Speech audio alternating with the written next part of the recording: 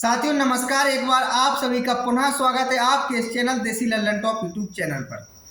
साथियों उम्मीद करते हैं जब से ये जानकारी आई है कि सुप्रीम कोर्ट में सहारा की सोसाइटियों के द्वारा जो भुगतान नहीं किए जा रहे थे, इस पर सुनवाई हुई और सरकार ने वहां कहा है कि सहारा से भी रिफंड अकाउंट से 5,000 करोड़ रुपए निकाल के निवेशकों के भुगतान की प्रक्रिया प्रारंभ करने की अनुमति प्रदान की जाए। इससे निवेशकों का कुछ तनाव कम हुआ है, एजेंटों का कुछ तनाव कम हुआ है, लेकिन इसके साथ ही बहुत सारे निवेशकों की नई नई समस्याएं या नए नए प्रश्न आए हैं।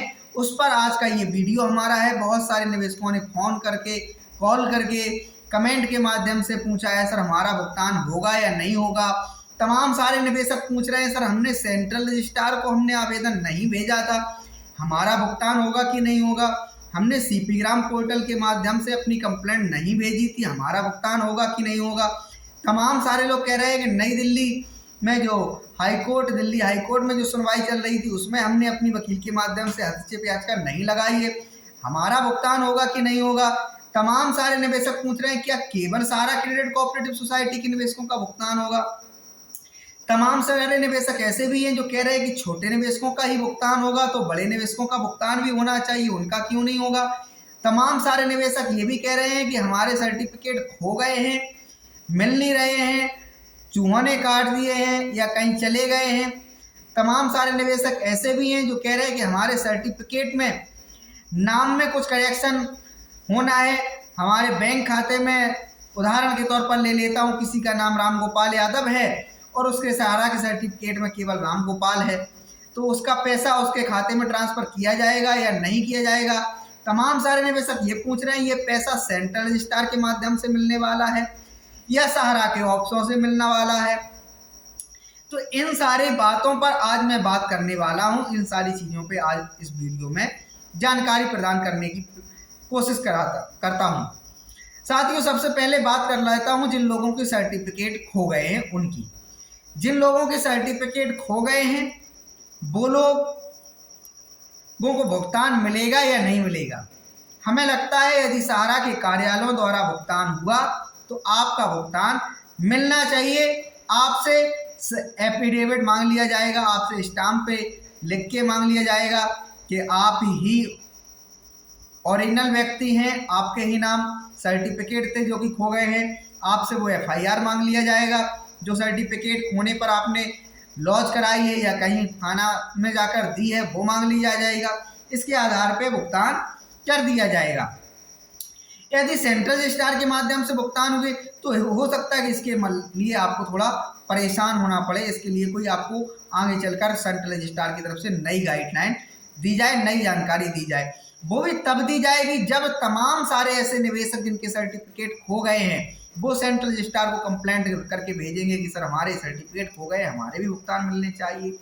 तो वो कहेंगे ठीक है अपने अपने एफिडेविट बनवा के इस प्रारूप में हमें भेज दीजिए, हम सहारा से वेरिफिकेशन सत्यापन करवा लेते हैं कि आपके नाम से आपके खाते हैं सहारा की स्कीमों के अंदर या नहीं है। यदि सहारा कह देता हाँ है तो ठीक है, आपके खाते में पैसा ट्रांसफर कर दिया जाएगा।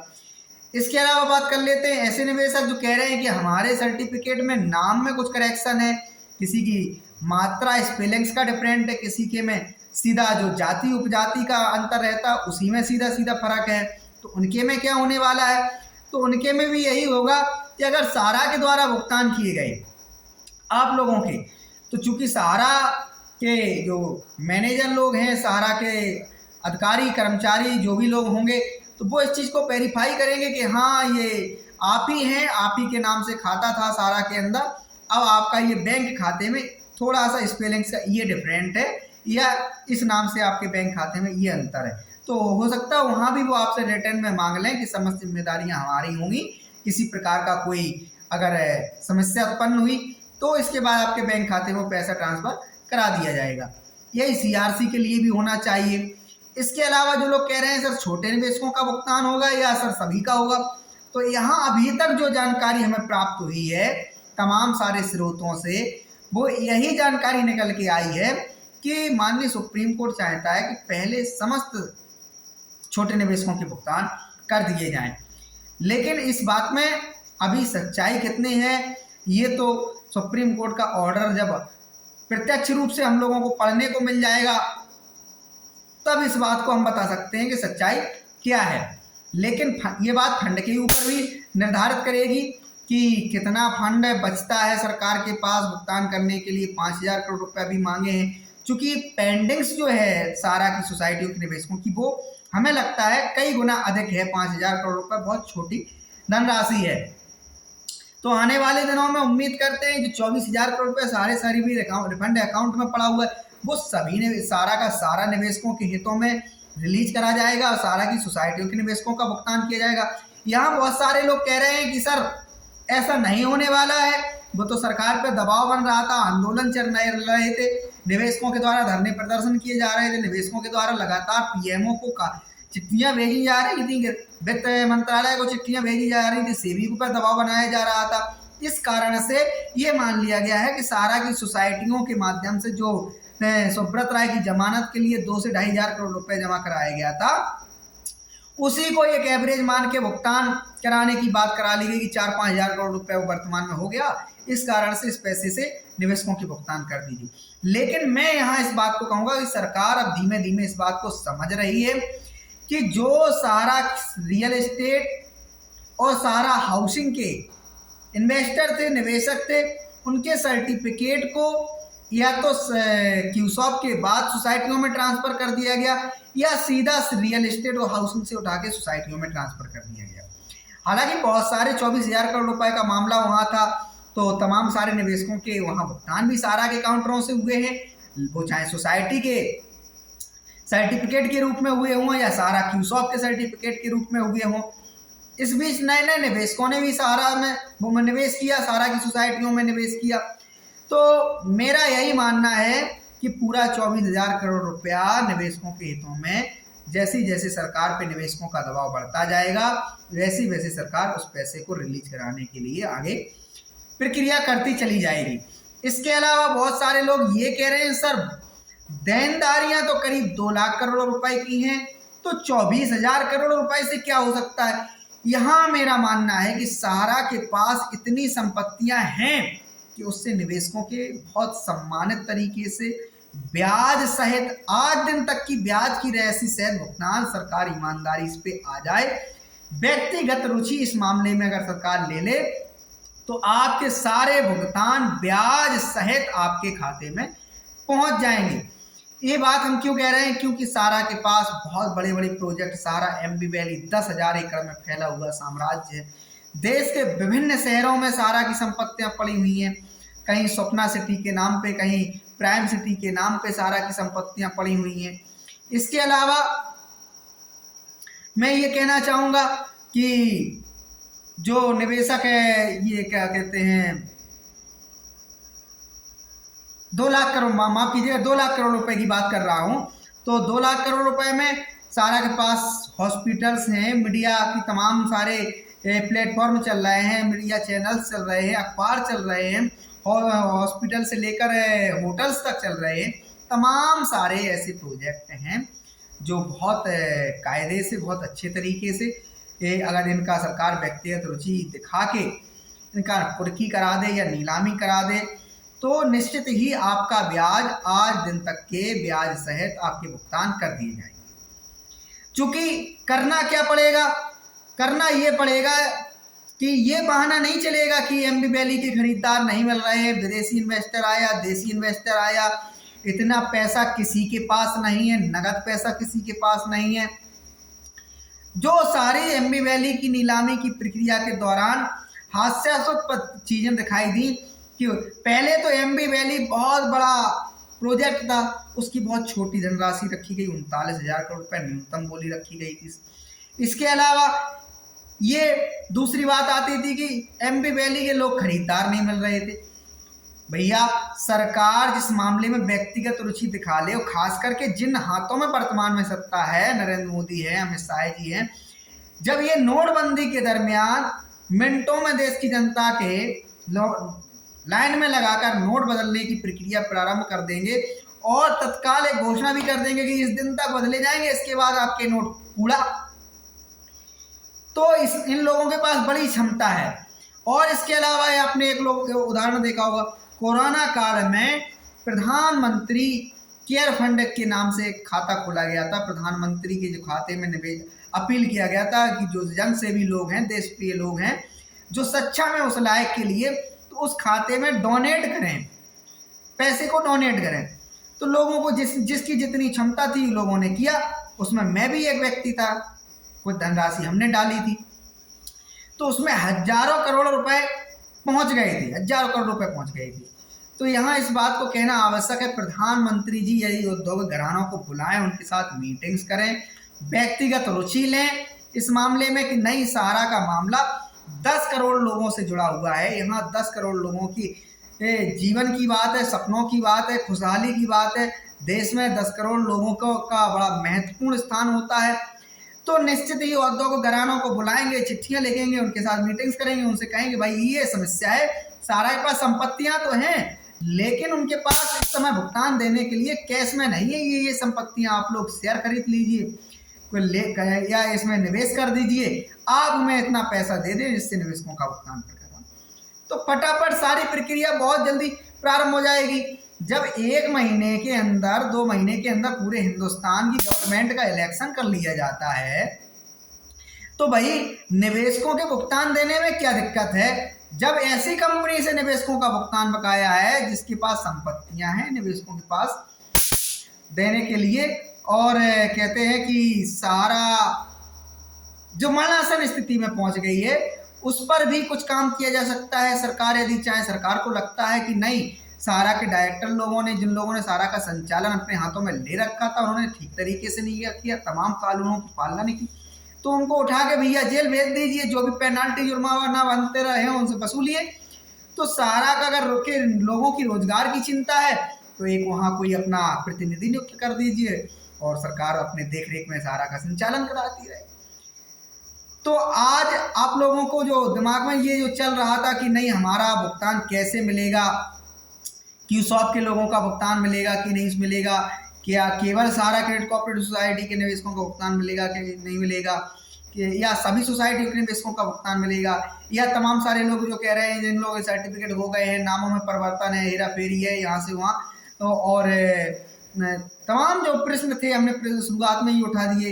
नए नए जो प्रश्न दिमाग में आप लोगों के आ रहे हैं, जो लोग आप लोगों ने जो अभी तक हमसे फ़ोन कॉल करके पूछे या कमेंट के माध्यम से पूछे, उन सब का हमने यहाँ उत्तर देने का प्रयास किया है। जैसे ही इस मामले पे कोई अपडेट सही आएगी आपको उपलब्ध कराऊंगा। हाल फिलहाल में आप अपने आप को सुरक्षित करने के लिए, यदि आपके कोई नाम में स्पेलिंग्स में कोई डिफरेंट है तो आप सीपी ग्राम पोर्टल के माध्यम से और रजिस्ट्री के माध्यम से उसका एक जीरोक्स, उसका एक कॉपी अपने पास रख लें, उसको भेज दें कि हमारे ये सर्टिफिकेट खो गए हैं और इसको सहारा से हमें पुनः दिलवाया जाए या हमें तरीका बताया जाए। क्योंकि सहारा के अधिकांशतः ब्रांचेस तो बंद चल रहे हैं, तो आपको जानकारी भी नहीं मिल सकती कि आपका सर्टिफिकेट खो गया है, तो सहारा के पास से नया सर्टिफिकेट मिलेगा कि नहीं मिलेगा। तो आप एक अपने बचाव में सेंट्रल रजिस्ट्रार को एक पत्र लिख सकते हैं, एक रजिस्ट्री कर सकते हैं, या सीपी ग्राम पोर्टल के माध्यम से भी भेज सकते हैं कि आपके स्पेलिंग्स में ये डिफरेंट था, ये आपका ये सर्टिफिकेट खो गया है। तो यही जानकारी अभी तक क्यूसॉप की कोई अभी तक किसी भी प्रकार की खबर नहीं आई। केवल सोसाइटियों के निवेशकों की जो खबरें हैं उसमें भी ये खबर थी कि छोटे निवेशकों पर पहले ध्यान देने की बात की गई है। तो जैसी जैसी स्थिति आगे स्पष्ट होगी आप लोगों के समझ पहुंचाऊंगा। लेकिन मैं कहता हूं एजेंट और निवेशक एक दूसरे का हाथ पकड़े रहें पूरी ताकत के साथ, निश्चित ही ये किला फतेह होगा। जो सहारा से भुगतान करने का जो आप लोगों ने दृढ़ संकल्प पिछले 3-4 वर्षों से ले रखा था वो निश्चित ही बहुत जल्दी पूरे हो जा रहा है। क्योंकि 2024 में इलेक्शन है, सरकार भी जानती है कि इनकी संख्या करोड़ों में है और इस मामले का समाधान अगर हमने नहीं निकाला तो निश्चित ही ये लोग हमारे खिलाफ अपील कर सकते हैं जनता से, और इसके अलावा हमारे खिलाफ मतदान भी कर सकते हैं। सरकार नहीं चाहती कि इस मुद्दे को विपक्ष के नेता लोग अपने लपक लें या अपने घोषणा पत्र में इस मुद्दे को शामिल कर लें। तो इसलिए मैं आप लोगों से कहता हूं कि एकता की शक्ति को पहचानिए। यूनिटी में बहुत पावर होती है। जब आप लोग अपने अपने घरों पोस्टर पे मकानों पे एक पोस्टर लगा के, बैनर लगा के लिख लेंगे कि हमारा भुगतान दिलाने वाले को ही मतदान किया जाएगा। तो सरकार में जो लोग होंगे, विपक्ष में जो लोग होंगे, आपके घर दरवाजे पर पूरे देश के करोड़ों लोग जब ऐसा क्रिम करेंगे तो पूरे देश की एक खबर ये बनेगी और सरकार पे एक दबाव बनाने का जो सरकार का मनोबल है उससे कमजोर होगा और सरकार चाहेगी कि आपकी समस्या का हम समाधान कराने के लिए 2024 के पहले ही काम कर लें, जिससे हमें कोई नुकसान नहीं हो। इसके अलावा आंदोलन तो बहुत सारे निवेशक चला ही रहे हैं। तमाम सारे लोग हाई कोर्ट और सुप्रीम कोर्ट के माध्यम से भी अपनी याचिकाएं, अपनी कानूनी सलाह ले रहे हैं, वकीलों के माध्यम से भी ले रहे हैं। तो ऐसे लोग भी प्रयास करते रहे, प्रयास करने में कुछ नहीं जाता, प्रयास करके ही भुगतान प्राप्त होगा। मैं तो कहता हूं कि अभी अगर आपके पास कोई स्थानीय सांसद से आपके संबंध हैं और आपको लगता है 10, 20, 50, 100 लोगों को एकत्रित करके आप सांसद महोदय के पास जाकर एक ज्ञापन दे सकते हैं और उनसे कह सकते हैं कि सरकार इस मामले में सीधा हस्तक्षेप करे, तो इससे सरकार पे और जल्दी दबाव बनेगा। क्योंकि जब देश के संसद के पटल पे बात रखेंगे और सांसद जाके अपनी सरकार को शिकायत भेजेंगे तो इससे देखो मानसिक दबाव भी बनता है। यही सारी चीज़ें होती हैं। देखिए, सरकार से आप लड़ सकते नहीं हैं, आप सरकार से अहिंसक तरीके से, हिंसा की कोई ज़रूरत नहीं है, धैर्य रख के बुद्धि विवेक को बिल्कुल स्वच्छ जगह लगा के काम करेंगे। आपके पास तमाम आज के टेक्नोलॉजी के युग में साधन है, आप लोग उपयोग तो कीजिए। देखिए दबाव बनता है कि नहीं बनता है। जिन लोगों को हमारे भाषण लगते हैं, हमारे वीडियो पिछले 3-4 वर्षों से लगातार आप लोगों के बीच पहुंच रहे होंगे, तो जो लोग कहते हैं कि नहीं बैठ के यूट्यूब पे जाके भाषणबाजी करने लगते हैं और कोई काम नहीं है, तो समझ लीजिए हमारे जैसे जो यूट्यूब पर बैठने वाले लोग हैं, जिन्होंने आपको जगाया, जिन्होंने सरकार को चेताया, उन्हीं की देन है कि आपके 5,000 करोड़ रुपए की बात सरकार ने की। इस बात को दिमाग में बैठाइए, क्योंकि अब जिस व्यक्ति की जो तरीके होते हैं, क्षमता होती है, वो व्यक्ति वैसा काम कर सकता है। मैं कहता हूं अपने हक के लिए लड़ना सीखो।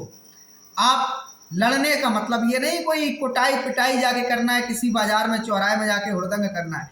लड़ने से हमारा अभिप्राय है कि आपको संविधान ने बोलने की शक्ति दी है, रहने की शक्ति दी है, जीने के अधिकार दिए हैं। ये तमाम जो अधिकार दिए हैं उनका उपयोग कीजिए। आप सोशल मीडिया का उपयोग कर लीजिए, फेसबुक के माध्यम से, यूट्यूब के माध्यम से अपना वीडियो डालिए, अपील करिए सरकार से।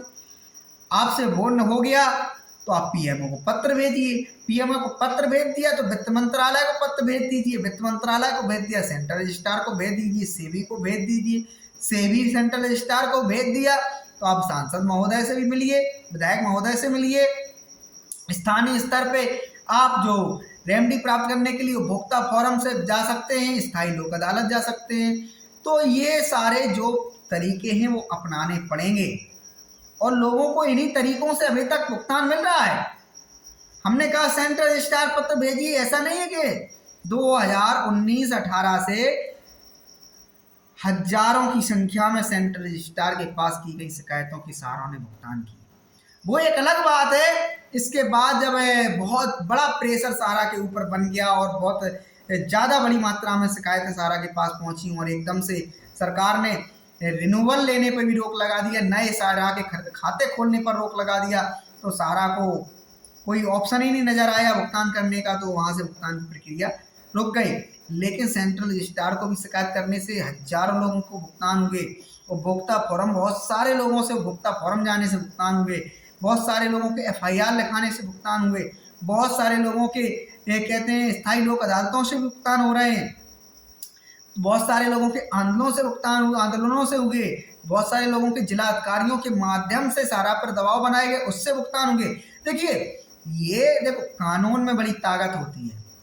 कानून के रास्ते पर जो भी व्यक्ति चलेगा उसको निश्चित ही सफलता मिलेगी। कोई अलग बात है कि देर से मिले, क्योंकि प्रक्रियाएं थोड़ी जटिल होती हैं। आपकी अकेली सरकार के पास समस्या नहीं, हजारों समस्याएं हैं।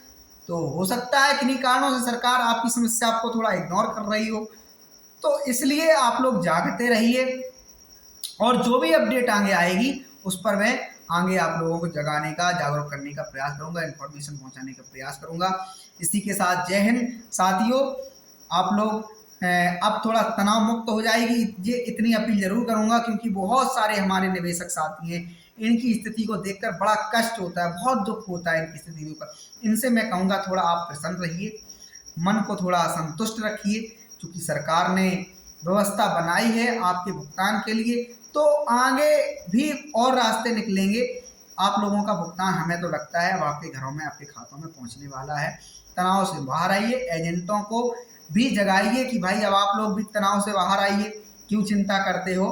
हम आप लोग, चूंकि निवेशक और एजेंट का जो नाता था वही असली नाता था, क्योंकि एक पिता अपने पुत्र को पैसे देने के लिए सोचता है, लेकिन जिस एजेंट को उसने पैसे दिए, निश्चित ही उस एजेंट का उस समाज के अंदर भरोसा था, निश्चित ही वो एजेंट की भूमिका ईमानदारी की तरीके से रही होगी, उसका बर्ताव लोगों को बीच उठने बैठने वाला रहा होगा, तभी उसके हवाले लोगों ने पैसे किए हैं, यही हमारा मानना है।